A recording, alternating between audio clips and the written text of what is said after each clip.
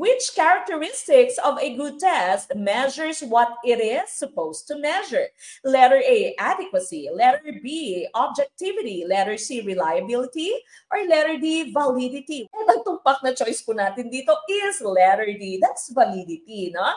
So, very important as teachers, dapat po kung ano yung ating tinuro, yan din po yung magiging laman ng ating test. Hindi po pwedeng iba yung tinuro mo, iba din yung patest mo. Dapat po coherent yung ating test sa ating objective. Lahat po sila dapat coherent from your objective to your activity, no, to your evaluation. Dapat po iisa yung kanilang lengguwahe, kumbaga no, iisang objective. All right? So that's validity. What about the rest of our choices here? When you say adequacy, ayan na naman, no? May kulang pa ba sa akin? Am I not enough? When you say adequacy, enough ba yung representation ng kada objective? If you had 5 objectives or if you had 10 objectives in this test, no? Lahat ba ng objectives mo na represent ng inyong items? Objectivity, of course, when you say objective, you are being fair. Wala kang bias, no? You are being fair. And of course, ang antonym po nito is subjectivity. Napag-usapan din po yan natin kagabi.